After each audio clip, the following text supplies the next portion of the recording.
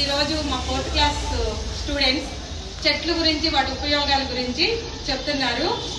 ఈ భీముడు చెట్లు నరకటానికి వచ్చినప్పుడు ఆ చెట్లకు గనక మాటలు వస్తే వాళ్ళు ఎలా మాట్లాడుకుంటాయి, వాళ్ళ భావాలేంటో ఈ రోజు మనం ఈ నాటకం ద్వారా. Good morning everyone. Today 8th class students are telling the Tyaganidhi lesson 1 పద్యం అండ్ భావం. Thank you everyone. Today Sreehitha my 4th class student Rabindranath Tagore గారి గురించి చెప్తున్నారండి. Rabindranath Tagore very great person కదా. ఏదన్నా తను చిన్న చిన్న మిస్టేక్స్ చేస్తే మన్నించండి. ఇలా చెప్పడమే చాలా గొప్ప. తను చదివే 4th క్లాస్ స్టూడెంట్స్కి ఇలా డెమో ఇవ్వటం, ప్రెజెంటేషన్ ఇవ్వటం. నెక్స్ట్ చెప్తున్నారంటే Rabindranath Tagore is very great person కదా. ఆయన గురించి చిన్న మిస్టేక్ చేసినా తప్పు కదా, చిన్నపిల్ల కాబట్టి నేను అలా చెప్పానండి. ఓకే అమ్మా శ్రీహిత స్టార్ట్ చేయి. అందరికీ నమస్కారం. నా పేరు శ్రీహిత. నేను 4వ తరగతి చదువుతున్నాను. రవీంద్రనాథ్ ఠాగూర్ వంగదేశంలోని 1861 మే 7th తేదీన జన్మించాడు. రవీంద్రనాథ్ ఠాగూర్ తండ్రి పేరు దేవేంద్రనాథ్ ఠాగూర్. రవీంద్రనాథ్ ఠాగూర్ తల్లి పేరు శారదాదేవి. తండ్రి పేరు రవీంద్రనాథ్ ఠాగూర్. రవీంద్రనాథ్ ఠాగూర్ అతని తల్లిదండ్రులకు 14వ సంతానం. రవీంద్రనాథ్ ఠాగూర్ చిన్నతనంలోనే అతని తల్లి మరణించింది. తండ్రి దగ్గరనే గారాబంగా పెరిగాడు రవీంద్రనాథ్ ఠాగూర్. అతని తండ్రి అయిన దేవేంద్రనాథ్ ఠాగూర్ రవీంద్రనాథ్ ఠాగూర్ని చిన్నతనంలోనే పాఠశాలకి పంపించాడు. ఆ కాలంలో పాఠశాలలు అంత విద్యార్థులకు అంత స్వతంత్రం ఉండేది కాదు.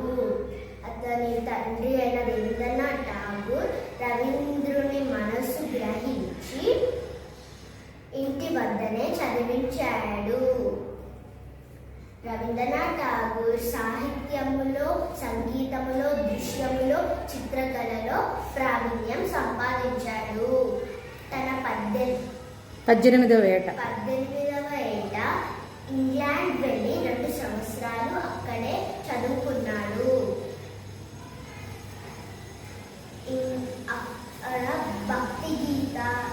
భక్తి గీతాలను ఆంగ్లంలోకి అనువదించి ఏం పేరు పెట్టాడు? ఆంగ్లంలోకి అనువదించి గీతాంజలి అని పేరు పెట్టాడు. 1913 సంవత్సరంలో అతను రచించిన గీతాంజలికి నోబెల్ బహుమతి వచ్చింది. Everyone. Today 4th class student Srihita Rabindranath Tagore గారి గురించి చెప్తుందండి. ఏదన్నా తను చిన్నపిల్ల కదా, ఇది చెప్పటమే చాలా గొప్ప. ఏదైనా తప్పులు చేస్తే మన్నించండి. ఓకే శ్రీహిత స్టార్ట్ చేయము. రవీంద్రనాథ్ ఠాగూర్ గారి గురించి. అందరికీ నమస్కారం. నా పేరు శ్రీహిత. నేను 4వ తరగతి చదువుతున్నాను. రవీంద్రనాథ్ ఠాగూర్ బంగ్లాదేశంలోని 1861వ తేదీన మే 7th జన్మించాడు. రవీంద్రనాథ్ ఠాగూర్ తండ్రి పేరు దేవేంద్రనాథ్ ఠాగూర్. రవీంద్రనాథ్ ఠాగూర్ తల్లి పేరు శారదాదేవి. రవీంద్రనాథ్ ఠాగూర్ అతని తల్లిదండ్రులకు 14వ సంతానం. రవీంద్రనాథ్ ఠాగూర్ చిన్నతనంలోనే అతని తల్లి మరణించింది. తండ్రి వద్దనే గారాబంగా పెరిగాడు రవీంద్రనాథ్ ఠాగూర్. రవీంద్రనాథ్ ఠాగూర్ చిన్నతనంలోనే దేవేంద్రనాథ్ ఠాగూర్ పాఠశాలకు పంపాడు.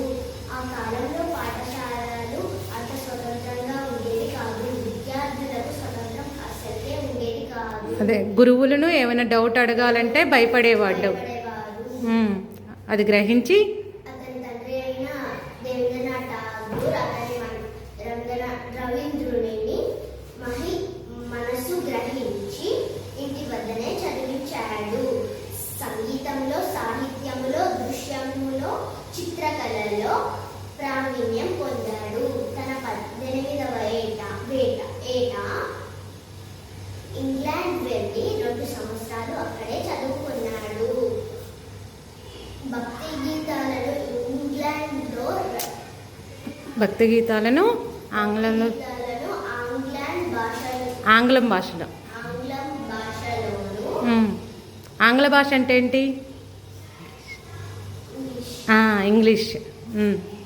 ఇంగ్లీష్లోకి అనువదించాడు. దానికి ఏం పేరు పెట్టాడు? దానికి గీతాంజలి అని పేరు పెట్టాడు. 1913వ సంవత్సరంలో తన గీతాంజలికి నోబెల్ బహుమతి పొందాడు. అలాగే మన భారతదేశంలో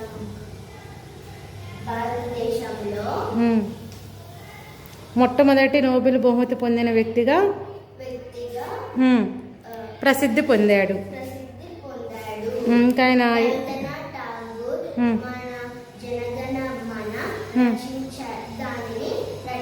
జనగణ మన జాతీయ గీతాన్ని రచించాడు. ఇంకా ఏమి స్థాపించారు ఆయన? ఆయన స్థాపించాడు కదా కలకత్తాలో శాంతినికేతనను, విశ్వభారతి.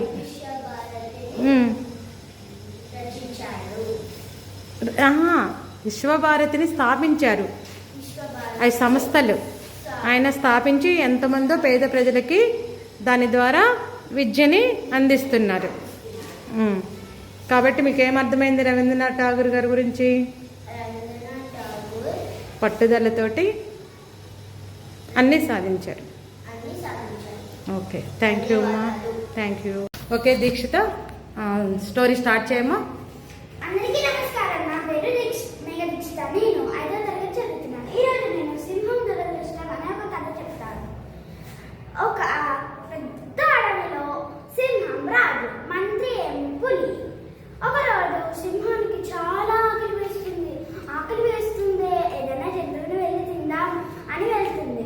అప్పుడు సింహానికి ఒకవైపు జింక, ఒకవైపు కుందేలు కనబడుతుంది.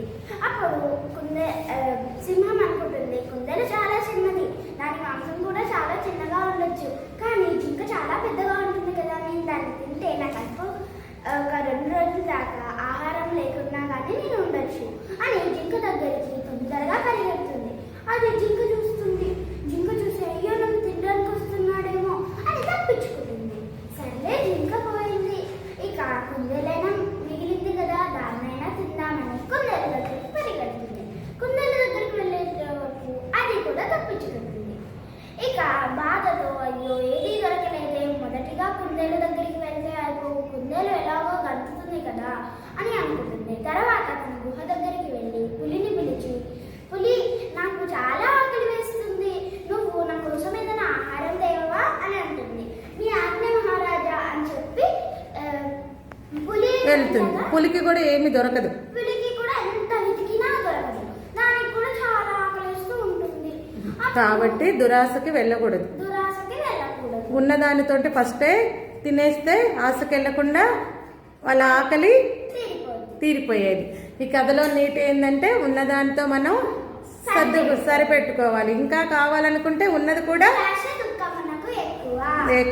దురాశ దుఃఖానికి చేటు, ఉన్నది కూడా పోతుంది. అదే ఇప్పుడు కుందేలుతో తిన్నట్టయితే దాని కడుపు నిండేది కదా, జింక పెద్దది అనుకుంది కాబట్టి ఉన్నది కూడా పోయింది కదా. ఓకే, సరే మీరు చెప్పండి రా, స్టోరీ విన్నారు కదా, ఈ కథ గురించి మీరేం తెలుసుకున్నారు?